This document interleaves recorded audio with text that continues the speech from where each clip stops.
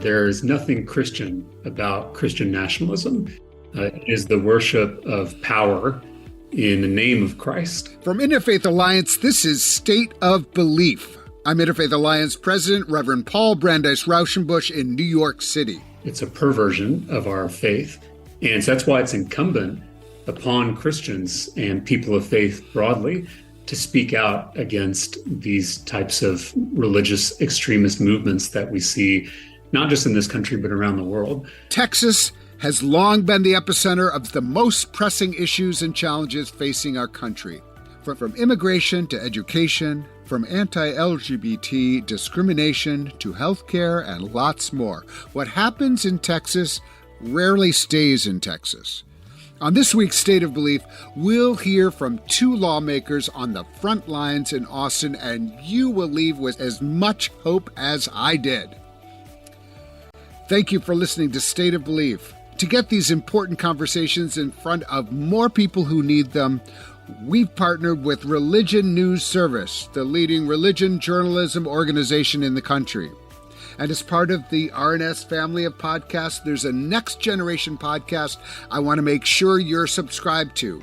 Please visit stateofbelief.com/new podcast. State of Belief is made possible in great part by the generous support of our listeners. If you've made a donation, thank you for helping get these conversations heard by more people who need them. If you haven't pitched in yet, information on how you can help keep this show going is available at stateofbelief.com. And you can find out more about the work of Interfaith Alliance and join us at interfaithalliance.org. And now to my guests. Representative Salman Bhojani is a businessman and attorney. He was born in Pakistan and is the first Muslim elected to the Texas state legislature. Representative James Talarico is a Harvard grad, a former public school teacher, and a student enrolled in Austin Theological Seminary. Both of them have brought their personal convictions to the Statehouse, while respecting the important boundaries between religion and government, a practice that is especially important in this moment. We'll hear a lot more of their bios during the course of this show, but let me start by welcoming both of these accomplished Texans to State of Belief. Welcome, representatives. Thank you for having us. Yeah, thanks for having us. I'm excited to have you here. You represent such incredible vitality. Our listeners maybe can't see you, but these are young, exciting representatives who are offering so much. Every person has a choice. You can go into government and spend a lot of time being underpaid, overworked, and doing really hard work. And you all made that choice. And it's just, I want to thank you for, thank you for your service. Sounds trite sometimes, but I really do want to thank you because it's a lot and you're doing amazing work. So I'm really excited for our listeners to hear your background. So Representative Bhojani, why don't we start with you? How did you decide to go into politics, and what's your background? What led you there? Yeah, so as you said, I was born in Pakistan and moved to United States when I was 19 years old. And I saw after our 2016 presidential election, there was attack after attack on minorities, immigrants, Muslims. There was a lot of Islamophobia from the commander-in-chief all the way down. And so when in 2017, the first thing that our former president did was institute a Muslim ban from 7 Muslim countries. And as an attorney at that time, I felt that was unconstitutional. And I was appalled by that. And I felt like, why is nobody else being appalled by this in our community and nobody's raising a voice? And I just realized that we don't have a seat at the table as the Muslim community or South Asian community. And I felt that we needed to have a seat at the table. And so I ran for city council, I was already serving on the park board in my city of Euless for the couple of years. And I felt like this is so important to make sure that we have a seat at the table, our voices are heard, our perspectives are heard, and we have equity with all the other religions. And so we are not targeted. And I did receive a lot of Islamophobia during that election. There was a man that walked up at the polling location and I asked, my name is Salman Bhojani. I'm running for this election and would love to get your vote. And he said, what kind of pork do you eat? So I said, what do you mean? What kind of pork do you eat? Like, what does that have to do with city council election? He's like, no, I mean, it's really important to me. What kind of pork do you eat? So I said, well, I did not know there were different kinds of pork, but I don't eat any kind of pork. And he said, well, if you don't eat pork, then you don't have my vote. I was like, okay, well, all due respect, go inside and vote against me, but I'm not going to change my faith because you want me to. The faith has inspires me to run for office and serve others, but has no bearing on how will I perform as a ULIS city council member. And so it was just fighting that Islamophobia again and again. And the same thing happened with this, Statehouse election. But that's why I keep on being out there for the community to make sure that our voices are heard. And we've done a lot of phenomenal things in the Statehouse, with the help of Representative Talarico as well, and we can get into that later as well.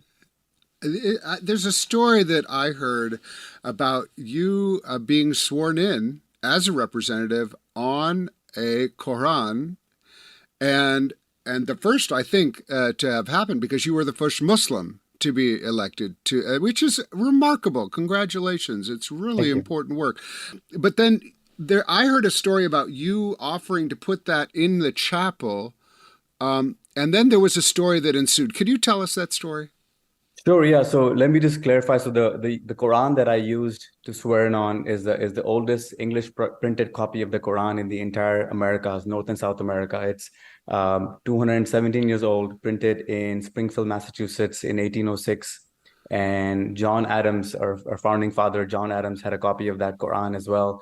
And he learned about my faith from that copy. So it's really, really important to me. It's actually housed in my Capitol office, open to a verse that talks about how we should work together despite of our differences. And that's exactly what I'm trying to do in the Statehouse. But the Quran that I put at the chapel was basically on the request of some of the staff members at the Capitol that are Muslim. And they said, hey, Ramadan is starting and, would love to have our Quran in the chapel so that way they can pray on it during the holy month of Ramadan. And so I said that would be a great honor, but the state doesn't own a copy. So I took my family Quran and placed it in the chapel. And it was just, a phenomenal opportunity for me to do that. And I was really honored to do that. My staff members did tell me that, hey, you want to make sure like this doesn't get stolen? You want to keep another copy or anything? I was like, no, I mean, this is such an honor for me to have my family Quran in the collection of the chapel. But lo and behold, like next 2 days later, it got stolen. It disappeared. And so me and my staff went up to the 4th floor. And it's not a really high traveled area in the chapel because it's on the 4th floor. And actually, I didn't even know there was a chapel to begin with. But, we looked around the trash can, we looked around all the places, and we couldn't find the Quran. And so we contacted the DPS. The DPS, there were 2 cameras there. So I was really surprised that why would somebody take the Quran? Because there are 2 cameras there. You could easily, be found out. Anyway, so the DPS ran the facial recognition on the person and found out it was a lady and a group of other ladies that had come into the chapel and put the Quran in their purse and then left with it. And when the DPS came to my office, they said, okay, you can press charges to them. And I said, no, I don't want to do that. I just want to get my Quran back because it's my family Quran. It means a lot to me. But during the month of Ramadan, especially during the month of Ramadan, it's a holy month, where we go out of our way to help people, regardless of what faith they're in. So we want to be compassionate. We want to be kind to people. And maybe this could be an opportunity for me to sort of impart some knowledge, to this person that has taken it, if so long as, she can bring it back. And so, she did bring it back. She was not apologetic, which is okay. I think, I'm realizing that it was a good opportunity for me to let her know, because what she came in and she gave the Quran back and said, this book. And so I asked, what made you do this? She's like, this book should not be put in this chapel because this is a Christian chapel. You should build another chapel for Muslim and other faiths, but this is not. I actually got permission to put this Quran from the House administration. I did not just put it myself. And then she said, your book has so many bad things about my faith. And I was like, do you even know that how many times Jesus Christ is mentioned in the Quran? And she was, first of all, surprised that why would Jesus Christ be mentioned in the Quran? I was like, he is our prophet and he's mentioned more than 50 times in the Quran. And we revere him and we follow his teachings and we believe in everything that he did. His character is immense important to us. And I said, if I can be 5% of what Jesus Christ was, I would be a huge, lucky person. And so, just to let you know that, we follow some of the same teachings and we have a lot more in common than we have differences. And so let's focus on that and build our bridges. And I think She may have not admitted it at that time, but I think, slowly, that is my goal, right? To change Yeah. person's perspective one person at a time. Well, it's such a great lesson in compassion and guided by your faith, engaging another faith that was not as, sympathetic or generous. And you don't even know, people learn, people can change, everybody can change. That's what I always try to remind myself. Everyone can change. Representative Talarico, tell us your story. I served at Princeton as the associate dean of the chapel and religious life, and Princeton, like Harvard, a lot of people go there and they're like, I'm going to become a master of the universe, and and yet you came back and we did school teaching, and now are in the legislature of Texas. How did you get here? And tell us a little bit about your background and also how faith factored into it. And I'm a Democrat in the Texas legislature, so I'm far from the master of anything here in my home state. But first, I want to thank you for having us both, and it's so good to be here with Representative Bhojani, who I'm honored to call a colleague and a friend, and he's a trailblazer in our state, and his election as the first Muslim in the Texas legislature means so much to everyone in our state, but particularly the Muslim American community. Texas is proud to be the home of more Muslim Americans than any other state in the union, and so his election. Wow, that's a fact I did not know, and that is worth saying, and even underscores more why Representative Bhojani's presence there is so important. That's right. I remember seeing, young Muslim kids at the Capitol interacting with Representative Bhojani, and with his election, their world opened up in ways that were previously unimaginable. So representation is so important. And, his election for me is the true fruition of multiracial, multicultural, multi-religious democracy. But it's also a threat to those who don't believe in a pluralistic democracy, those who are pushing a sectarian, exclusive Christian nationalist vision for our country. My granddad was a Baptist preacher in South Texas, and I remember growing up, he would tell me that we follow a barefoot rabbi who gave only 2 commandments: love God and love neighbor. And there were no exceptions to that second commandment: love neighbor regardless of race, class, gender, sexual orientation, or religious affiliation. And so to me, there's something I'll just say something really powerful about old school Baptists, who will take that seriously. It kind of goes deep. It goes deep, It's really good. Really good. And it should go deep. Religion should be about ego, heart transformation.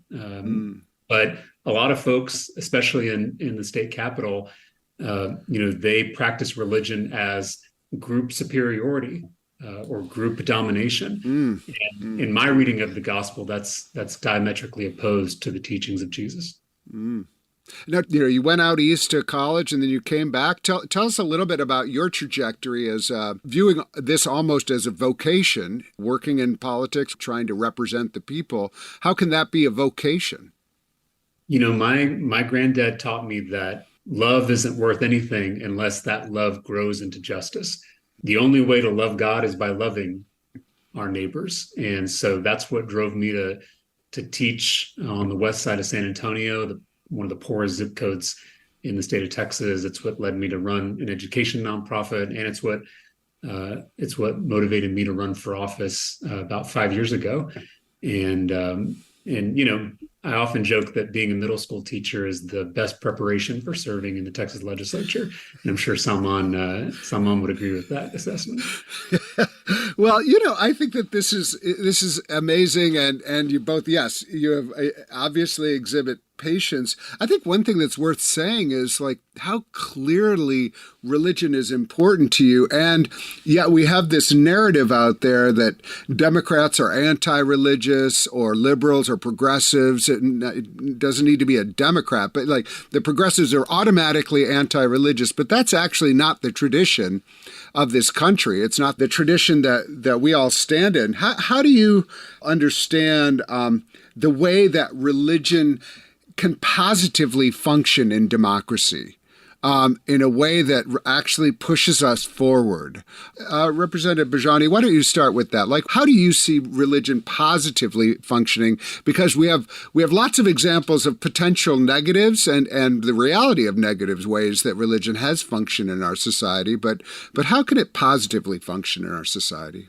Yeah, thanks for that question. I think I've told this story to so many different people that I think if you are religious, if you're following the teachings of whatever religion that you're part of, every religion mostly says do good unto others, do service regardless of all these discrimination that goes on, right? And so that's what I told people as I was running for Euless City Council, that even though I'm Muslim, that should make it even more good for y'all that I am serving my city, my state in the best capacity, because that is my mandate from my God to serve selflessly, right? And as city council members and even as a state representative, we're almost volunteers, right? We don't get paid enough to do this. And as a city council member, I was completely voluntary. And so I think this is really important to underscore the fact that we have certain mandates as religious people to fulfill that for the less fortunate, for the people that are marginalized, regardless of the sexual orientation and race and ethnicity and gender. And I think that's what makes it more strong as a state, as a city. And that's what I've tried to do, try to show people of all different faiths. After putting the Quran in the chapel, I reached out to the Hindu faith and the Jewish faith.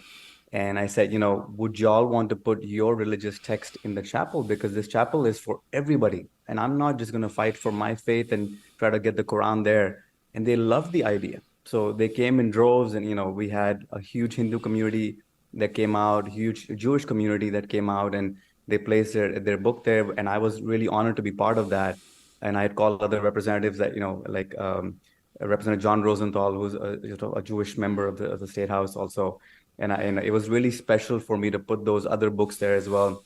And I also want to give a big shout out to Representative, James Talarico, for allowing me. By the way, he was the first representative to endorse me in early on, like when nobody thought this could be possible. He saw that, this is possible. And, he really saw my hard work and said, he called me himself and said, I'd love to endorse you, which is really, really a huge blessing. And I think everything went uphill from there, or great from there, basically, very positive.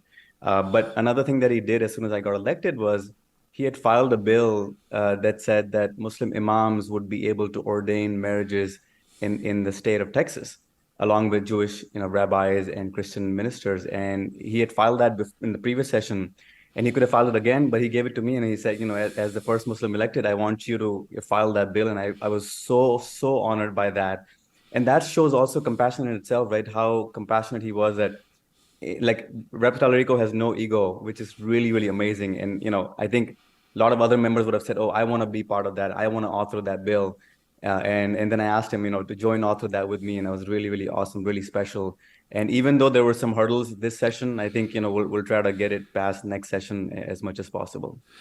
Well, this is just, it's so hopeful. I mean, what you all are doing, and I know it's also done in a context and an atmosphere of, adversity might feel strong, but there is a sentiment that you're getting out of Texas right now. And some of the bills that, we've been, working on this, the chaplain bill, the 10 Commandments bill, the prayer in school bill, there's about to be a special session, I believe. And, Representative Talarico, I mean, one of the ways that many of us on the national level first became aware of your work was through a viral video that I'm sure was not done so that it could be a viral video. Unlike many people out there who are trying to make viral videos on the floor, you were actually just speaking some truth, and it just like resonated around the country. But talk to us a little bit about how that talk that, for our listeners, just if you want to find it, it's very easy to find. But Representative Talarico was talking about the Ten Commandments and coming at it from a point of view of a religious person, why it was not helpful to have the Ten Commandments in the classroom. So how do you view, Representative Talarico, your work in the context of, you use the term Christian nationalists, which is, I think, the correct term right now, of people trying to impose a certain strain of religiosity that is actually diminishing in America, but grown more ferocious and feeling by its feeling threatened. So talk about like that moment when you were on the floor talking about the Ten Commandments, but then more broadly, what it feels like to work in that context. Yeah, and I appreciate you clarifying, there's nothing Christian about Christian nationalism. No. It is the worship of power in the name of Christ. It's a subversion, it's a perversion of our faith. And so that's why it's incumbent upon Christians and people of faith broadly to speak out against these types of religious extremist movements that we see, not just in this country, but around the world. Unfortunately, here in Texas and the United States, we are seeing the fruition of 40 plus years of the religious right and their movement to attack democracy at the most fundamental level. Not only these bills in the Texas legislature, like the Ten Commandments bill or the chaplain bill, but the Dobbs decision that robbed women of bodily autonomy in this country, even in cases of rape and incest, or the attacks on LGBTQ people around the country. These are all the byproduct of a religious right movement that has been gaining power for almost half a century now. So it's important to understand this current moment in that larger context. But what I said in that committee hearing was that an effort to mandate the Ten Commandments in every classroom is not only un-American, it's not only unconstitutional, but it's also deeply un-Christian. And I tried to connect with the author of that bill, who is a fellow believer. And I tried to connect with her through our particular religious language, our religious vocabulary, and our shared tradition. Unfortunately, it didn't move the author in the way that I hoped, but it did galvanize enough support in the Texas House for us to stop that bill from becoming law just a few months ago. Yeah.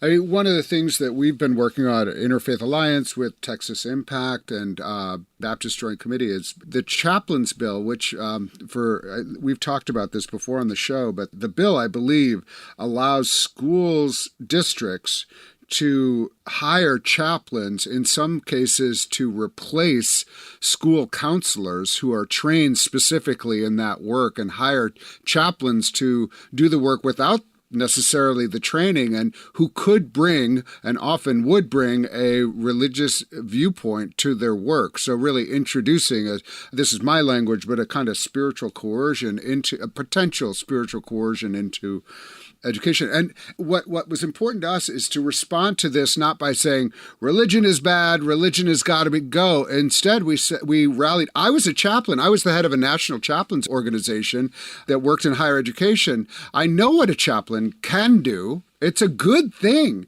It's just not the thing for a public school. But instead we decided to rally chaplain voices to say, this is bad for everybody. This is bad for chaplaincy. And, one of the great quotes was a spiritual malfeasance of chaplains. So right now, this is, I think, going to school board by school board. But our idea is, let's have good religion like you two. Like, let's bring it, who are thinking about the other. This is the thing that what you two have both exemplified, even in this short conversation. You keep referencing the other and the rights of the other and how important it is to work together and how empathy and sympathy and compassion. These are words that should be everywhere in the way we, interact with one another. So I just, we're talking about Texas right now, but everything that's happening in Texas is being replicated. Like everybody's looking at everybody and they're saying, oh, that's interesting. I didn't, that let's maybe bring that to Oklahoma and then Nebraska. And so this is a specific example to talk about a national trend. And so Representative Bhojani, can you say a little bit about what is about to happen in October at the special session and how you understand that? Yeah, thanks for bringing that up. So I think the governor is going to call us soon after this Paxton trial is completed to talk about private school vouchers. I think the messaging is around school choice, but I'd like to argue that parents do have a choice today with schools, with great charter schools, public charter schools, and public schools, and magnet schools that, like even in Dallas, Fort Worth, there are really good public magnet schools out there. So parents do have a choice, but I think it's not about the choice as much as I understand it, as much as it is about taking public funds and diverting it to private schools, which I'm not a proponent of at all. And it's very unfortunate that we had a $33 billion surplus as we started the session. And this was my first session. So I don't know any other session how it would be, but I would have thought that there would be a huge teacher pay raise, as Representative Talarico filed an amazing bill about that too. But we did not do that. We did not get a teacher pay raise. So my hunch is that, there may be a carrot dangling at us saying that if you want teacher pay raise, you'll have to pass some sort of private school voucher. And I have prepared my teachers in my district and school districts, and I've told them, unfortunately, I'll have to say no to both. No to the teacher pay raise because we cannot pass any sort of a private school voucher, because if once we even open that door a little bit, it may be swung next session or multiple sessions down the road. And I think it's not a good idea to take taxpayer dollars and give it to private school ventures, whether they're religious or not, right? There are a lot of, I think Muslim schools and other religious schools that may be, thinking this would be a good idea. But I think if we were fully funding our schools right now, I think we could think about it, but we're not even fully funding our schools. We're not giving our teacher the living wage that they deserve. And so I think, that's something that I'm going to fight again alongside with Rep. Talarico and others that are passionate about this idea. And is school prayer also, Representative Talarico, is that also back on the table in the Ten Commandments? Are they thinking about reintroducing that? These are issues that are happening all across the country, and again, like I think that the reflex is, oh, you're anti-school prayer, so you're anti-religious. And my response always, as a Baptist minister with 2 kids in public school, by the way, in New York City, is that I actually don't want to outsource my prayer. Like I actually want, I want that to be something that I'm really aware of. If you want to teach world religions and increase information, increase empathy, increase understanding, literacy, all that, I'm okay with that. But for someone to lead prayer and a specific prayer, I don't feel comfortable with that as a religious leader. And so I think sometimes it's framed as anti-religious, but it's not that. It's actually, it's going back to the reason we have a non-establishment clause is that was meant to help religion, actually. And I think that this is all of what is being proposed here. This is my words, not these representatives who are much better versed than I. But I will say I don't view that as helping religion. So, Representative Talarico, you take it from there and correct me if I'm wrong. And I'll take it one step further. I think the unintended consequence of these type of Christian nationalist pieces of legislation is going to be the creation of more atheists in this country, and rightly so, because this is exactly why people distrust religious zealots. They're more interested in putting up a poster in your classroom than living out the example of Jesus or Moses or Muhammad or Buddha. They're trying to impose their beliefs on other people through mandates. rather than sharing the love that's exuded by their prophets. That I think is going to be the consequence of this type of movement, unless people of faith in all kinds of traditions stand up and stop this Christian nationalist movement, because it is a threat to this country. It's a threat to this democracy. And for the Christians that are listening, Christian nationalism is a threat to the gospel of Jesus Christ. Mm-mm. Yeah, well, I agree completely. And in fact, there's interesting statistics that, young people don't really have a lot of tolerance for anti-LGBTQ stuff. They're just kind of like, are we really talking about that? My nieces and nephews are like, what are they talking about? They just don't go there. And so, one of the statistics, I think it was out of Pew, they asked why people left, and they're like, I don't really I associate Christianity too much with anti-LGBTQ stuff, and I just am not I'm not with it. And so they think that they have to, there's a whole tradition of great embrace of LGBTQ people within the Christian tradition, but it gets overshadowed by a lot of this kind of work. We'll take another break now and be back with more of this conversation with James Talarico and Salman Bhojani in just a minute. If you miss any part of today's program, you can hear full episodes of State of Belief anytime on our website at stateofbelief.com.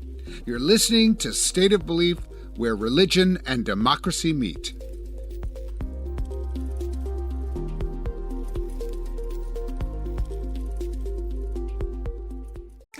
I'm Roxy Stone. And I'm Caitlin Beatty. Saved by the City is a podcast from two Christian women cracking the code of faith from the mean streets of New York City. Our podcast captures what happens when purity culture meets hookup culture, when distraction steals from devotion, and when the diversity of viewpoints and lifestyles clash against assumptions. Gotham can be a weird place for Christian women, but we're out there, and we have stories to tell. Saved by the City, wherever you get your podcasts.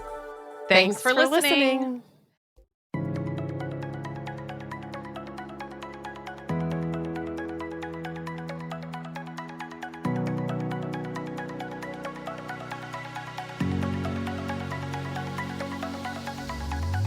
Welcome back to State of Belief. I'm Interfaith Alliance President Reverend Paul Brandeis Raushenbush, in conversation today with two members of the Texas State Legislature, Representatives Salman Bhojani and James Talarico. I'm curious for both of you, how do you this is so, Representative Bhojani, you talked about this, really going to your constituents. How do you constituents respond to the kind of messages that you're sharing here today? Because I think a lot of us who have history in the media and things, we think that the media is what really matters, but actually talking to people and sharing with them these convictions that you have, and face to face. Representative Bhojani has talked about, I went to the teachers and I talked about them why I wasn't going to support that bill because of this reason. How do your messages about religion and democracy fare in these town halls that you have and the face-to-face constituency? Because I think what you two are offering is messaging. And I hate to use it that way, but it just feels very compelling to me. How is it working for you? Yeah, I think for me, it's working really well because I'm really transparent in my communication. And as I've knocked on 45,000 doors in my district last year, one overwhelming sort of sentiment was that our state and our country has become very polarized. And how do we reduce that polarization, whether that's, Christian nationalism or that hateful rhetoric that's taking over. And I sort of give an example of Boy Scouts of America. I used to be a Boy Scout leader. My son became an Eagle recently, and see, they're affiliated with some sort of religious organization most of the time, right? But their selfless acts of really looking at climate change and looking at how do we nothing left behind in trails, and they really conserve their planet and how they serve selflessly to different organizations. Even the Eagle Scout project, how it serves an organization to make sure it's sustainable for a long period of time. I think those are the things that will make us more sort of less polarized at all. And make us come back to what our core message is. Because before religions, there's a religion of humanity. And I think we need to subscribe to that religion more than, even if you're atheist, you would think that, okay, let's be kind to each other, compassionate to each other. And once we get to that point, I think we'll realize that we have so much more in common than we have differences. And that's exactly the Quran that it's opened up. It's open to that, right? God is like, Allah is telling us in that verse that, you have so much in common. Focus on that. We have created it. It says basically we've created you into different tribes and different groups so that you can get to know one another, that you should form cooperative relationship with each other and talk about what you have in common regardless of the differences. And it resonates so much with me and the constituents that I talk to, that is so important, that we really come out there. And that's why I've also created an interfaith advisory council. People from the district that are, leaders of different faith. And that's how we've even come up with this bill that, and Rep. Talarico also helped me with that, was HB 1883, which said that there would be no STAR testing on end of course exams on religious holy days. And everybody loved that bill. And we were able to get passed overwhelmingly in the House and in the Senate. And so, it's signed into law right now. So it is important because, the essence of that was my kids were having a STAR test on Eid, and other people's, kids were having STAR tests on Diwali and other faith holidays. And so I asked, my colleagues, would we ever envision having STAR test on Christmas? And everybody said no. And so I said, that's the point, right? That we should also have that same sacred faith, holidays, and we should have kids enjoy that. Because if my kids are saying, hey, we go to prayer on Eid, or should we take the test? And obviously they're going to pick the test. And that's why you don't see the same thing. Like when I was in Pakistan, Eid was a 3-day holiday where everybody took off all the, it's like how Christmas was, right? And so we could easily celebrate that. We went to each other's homes and celebrated that. And here we're just missing that. And it's sort of washing off all the diversity and all the religious holidays and how we celebrate it in America. And so this sort of brings it back home. Representative Talarico, like, what are some examples of other examples of kind of interfaith legislating that you can think of that made you like excited, that gave you a sense of possibility in Texas? Yeah, you look around this big, beautiful world of ours, and it's clear that God loves diversity. God loves variety. No two things are exactly alike.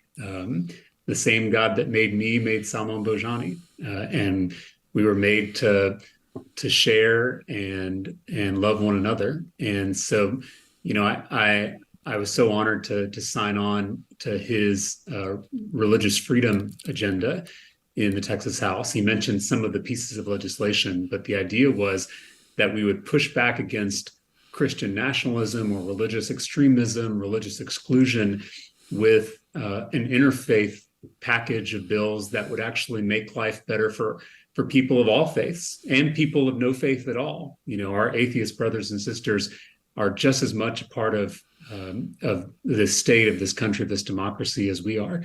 And that diversity, that variety is something we should celebrate. I know personally that I've learned as much about my faith from Salman's tradition, from the Islamic mystics, from poets like Rumi, as much as I have from Christian authors and Christian writers.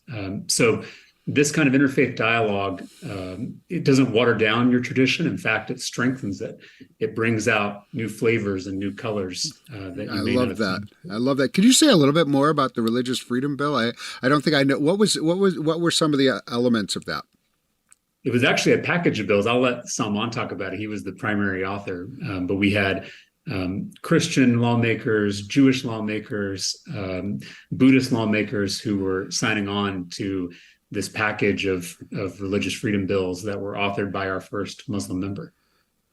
Thank you, Rep. Talarico. And thank you, Paul, for that question. Rep. Talarico is being very modest here. He's helped me craft the whole thing, so he's being really modest. But basically, there's a package of 3 bills that we filed together. And, in terms of messaging, we talked about messaging quite a bit. And so we were thinking about how to package these three bills and how to do a press conference. And so I was really honored with Rep. Talarico's help as well to do a press conference early on during session as my freshman session. I thought about, so the Governor Abbott and Lieutenant Governor Patrick both in their inaugural address addressed the importance of religious freedom in the state of Texas. So we took that verbiage and said, we're going to call it the three bills religious freedom agenda. And it was basically HB 1882, which said that there will be state holidays, state optional holidays for state employees to take off for their own religious holidays. So right now it says that Good Friday, the law is that the state optional holidays are Good Friday, Yom Kippur, and Rosh Hashanah. There are no Muslim holidays. There's no Hindu holidays or Buddhist holidays. And so we added a lot of those holidays. And this was actually the original bill was filed by Representative Joe Moody in the last session. And again, he gave me the same thing like Rep. Talarico did, that since I'm the first Muslim, I would file that bill. And he joined author with me on that. That was not able to make it. I think it didn't get passed in the committee, unfortunately, because I think they saw Eid and they saw like a lot of other religious holidays that they wanted to get.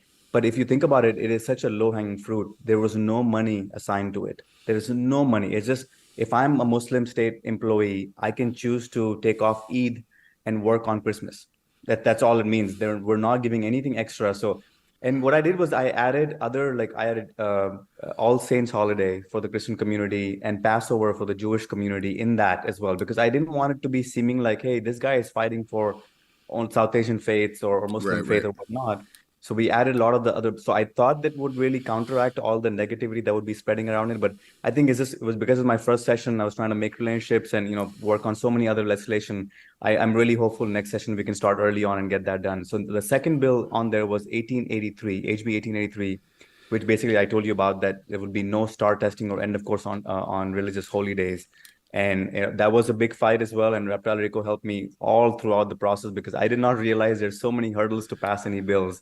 But he helped on each one of them, so I saw, okay, we'll go through the House and go through Senate and then governor will sign it. But then the committees and calendar committees and then the whole thing is just, it was a lot of work. But, thanks, I had really good support, from a lot of different people, including Rep. Talarico. The third bill that we filed was HB 1884, which I talked to you about. The Rep. Talarico filed it originally, previous session, that said, not just the Christian ministers or Jewish rabbis, but Muslim imams would be also able to ordain marriages in the state of Texas. I added also the Hindu pundits, the Sikh granthis, and the Buddhist monks that also could do this exact same thing, along with all the other faith leaders. Now, that was really interesting, and I think Rep. Talarico and I learned a lot. So what we were trying to do is make it easy to say all religious leaders can ordain a marriage in the state of Texas. But that would require us to strike out in the law, because right now in the law it says Christian ministers and Jewish rabbis can ordain a marriage. But it would require us to strike out Christian ministers and Jewish rabbis and put all religious leaders. And a lot of people took offense to that and started to say, hey, why did you cross out my faith? And I'm like, I'm not, I have to show you how this is going to implement it, but I'm not crossing out anybody's faith. I'm just saying, making it equal for everybody. And so then we got a list of all the other faith leaders and we did that. And I was like, this list is going to be difficult because I can't predict all the other religious, leaders out there. And then we did put a catch-all provision at the end, but even that was a little bit in issues. I think, again, we'll talk about it in the next session and try to see how we can get that passed. But those were the three bills in the religious freedom agenda that we worked on this session. And I look forward to working on some more. And it came from the constituents. It came from Rep. Talarico, it came from Representative Joe Moody, and then the last 1883 came from the constituents. If I may, I want to add one more bill that we've worked on, which is actually passed. So a lot of times as I knocked on doors, people told me that, let's say tomorrow is Eid, and usually in Muslim and Jewish holidays are based on the lunar year as opposed to the Christian year calendar. And so sometimes you don't know at the beginning of the year when is Eid or when is Rosh Hashanah or Yom Kippur or Passover. And so what the school districts generally require is at the beginning of the year, you say what religious holidays you have, so that way your kids can take off and get an excused absence. Now, a lot of Muslim community came up and said, hey, whenever you go to the school district and say, hey, tomorrow is Eid, because they have to have a moon sighting in Saudi Arabia in order for them to decide, right? And so the school districts require a letter from the imam in certain mosques or the religious leader, and sometimes we can't get it on time. So can we have a better process than that? So Representative J.C. Jeton actually filed this bill, and I joined author with him on that. I think Rep. Talarico also probably was part of that as well. And what we did was we said the parents will write a note saying that tomorrow is Eid or Passover or whatnot, and my child is not going to make it. He should be an excused absence. And that got passed, and the governor signed it as well. So that was really a good win. So people can have common sense. They can. And we just need to present it that way. Representative Talarico, I'm intrigued by the fact that you are in your position, but you're also enrolled in Austin Theological Seminary. Do I have that correct?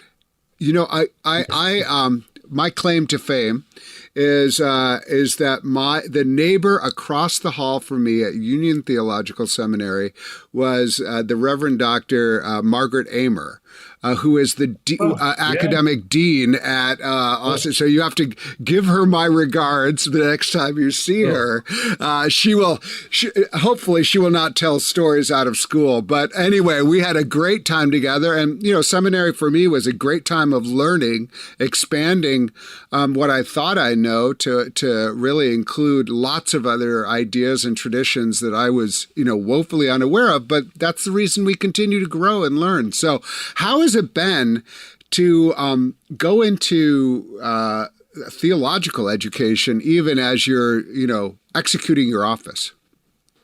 Well, I mentioned to you earlier, as a Christian, I'm called to just obey two commandments: love God and love neighbor. And loving thy neighbor can be difficult, and it can be exhausting, especially in a place like the Texas legislature. And so loving God is a way to sustain that political work, that public work.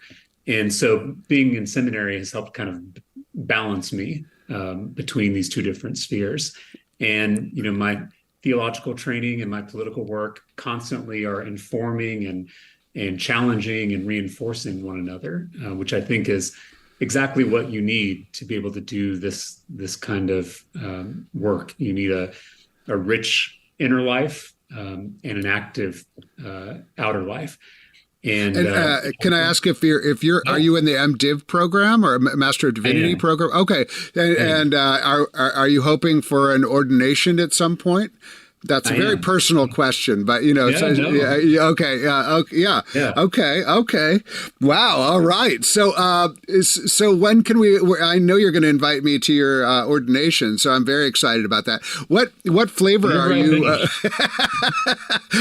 When you're whatever. What tradition are you? Are you Presbyterian? Okay. Well, and then Austin Theological Seminary is a famed Presbyterian seminary. That is fantastic. Well, congratulations and God bless you. It's like it's a journey. It's a real journey. And the Presbyterians, man, they make you go through it. I have to say, like, you have to pass exams and you have to get I watched people go through. I was like, okay, I was raised Presbyterian, but I became a Baptist, and I just in part because I was serving a Baptist church. And also, like, the nice thing about Baptist ordination, you get a church and a call and you're in. Presbyterians, we may not be good at the singing and dancing, but we're good at following rules. Oh yeah, having rules. I get it. That is frozen excellent. Chosen. Yeah. The frozen chosen. Not you. And actually, I think that's a past tense for the Presbyterian Church. Lots of exciting things happening. I like to end this show by asking guests what gives them hope. And so I would love for each of you to offer, what is the source of your hope, and can you share that with our listeners? Representative Bhojani, let's start with you. Yeah, there's a lot of things that give me hope. Actually went to a Vipassana Meditation Center for 10 days. It's a 10-day meditation course, and you can talk to anybody. You can have eye contact. It's as if you're by yourself and you're meditating, and it's not a religious meditation. It's a sort of more of a physical meditation and mindfulness, let's call it that way, and really breaks down your ego. And I felt like after that, like I really felt that we go around life pointing at someone else and say that's the issue. And then we don't realize the issue lies inside us, because we have certain expectation whenever we have any interaction with somebody else. And if you really tame down your expectation, you would be so much more successful, because there's no expectation. Anything that comes out of the way, you'll be grateful for. And so that gratefulness has been really amazing. So I've approached the same thing in the State House this time around, where I generally try to, talk to people, be really respectful, like what Talarico talked about, love thy neighbor, right? That's so important. I think I love that concept in Christianity.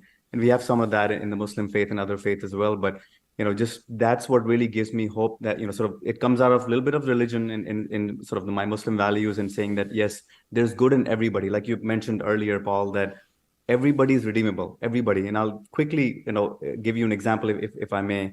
Representative Tony Tinderholt, tweeted during the month of Ramadan as it started that this is the most destructive month in the entire calendar, and a lot of bad atrocities have happened during the month of Ramadan, and so it's really bad. And it got 650,000 likes.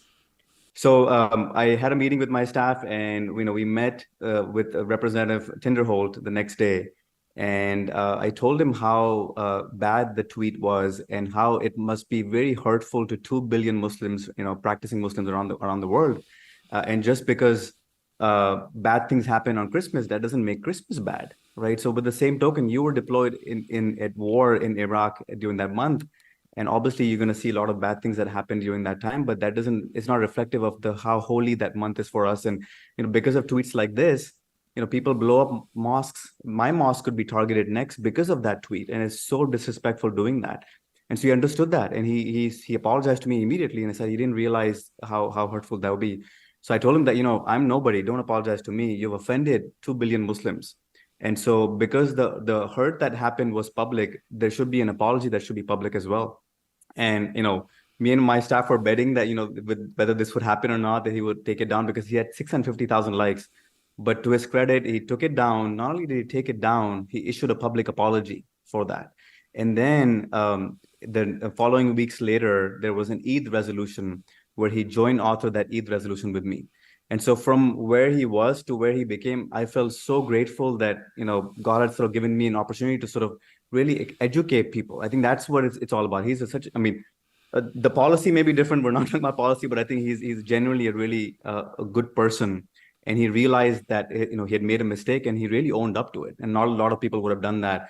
So I feel like everybody's redeemable. I feel like we should respect everybody. And that's what my parents have taught me. My wife is also another source of hope for me, because, she is the woman behind me. She met me when I was literally, mopping floors at gas stations for $6 an hour, and has sort of lit that fire in me since then. And, just how to give back to people, right? And I've learned through her, and my kids give me inspiration that, my son is an Eagle Scout. He's got 2 patents to his name. My daughter runs cross country. She's just an amazing, compassionate person, doing her gold award for Girl Scouts. So with the youth that we have coming up in the next generation, I see a lot of hope with that. Wonderful, wonderful. And that's a wonderful story, and a hopeful story about how someone can be, have their heart changed. It's really, really important to tell that story. I thank you for it. Representative Talarico?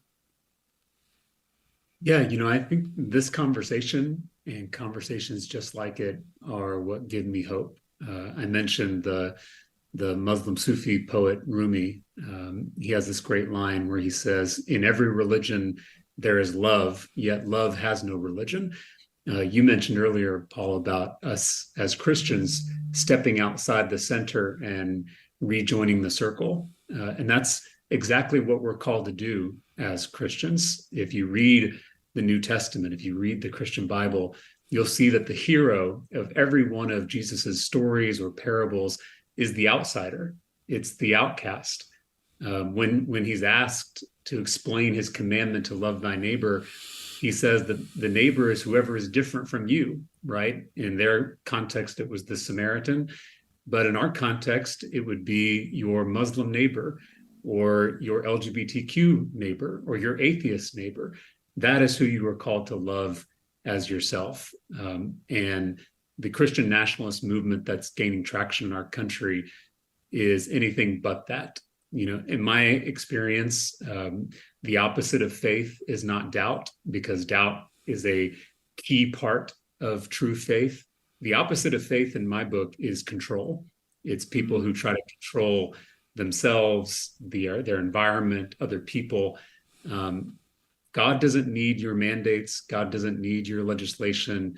God doesn't need your exclusion. God needs you to love those who are different from you, just as you would love yourself. And that's what we're doing here in this small conversation. And I hope it's what we're going to do in this democracy going forward. Representative Talarico, Representative Bhojani, thank you so much for joining me here on State of Belief. This has been an unbelievably hopeful conversation for me and our listeners, and I wish you the absolute best as you go back into session, and would look forward to speaking to you many times into the future. It's been a pleasure. Thanks for having us. Thanks, Paul. Thanks, Rep. Talarico. And that's all the time we have for this week's State of Belief. Please be sure to subscribe to the new and improved podcast called The State of Belief at Apple Podcasts or your favorite podcast platform, or at stateofbelief.com/new podcast. Subscribe to The State of Belief today. We need your help keeping State of Belief going.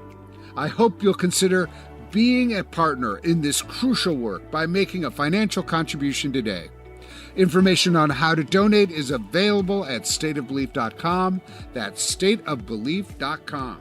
And you can be a part of making sure informative and encouraging voices like these are heard by sharing this program with friends and family. Let's get more people listening and more people taking part both on and off the air. And join the conversation. Follow us on Facebook at State of Belief and Instagram at State of Belief. And share State of Belief with the people in your life. The views and opinions expressed on this program do not necessarily reflect those of Religion News Service or Religion News Foundation.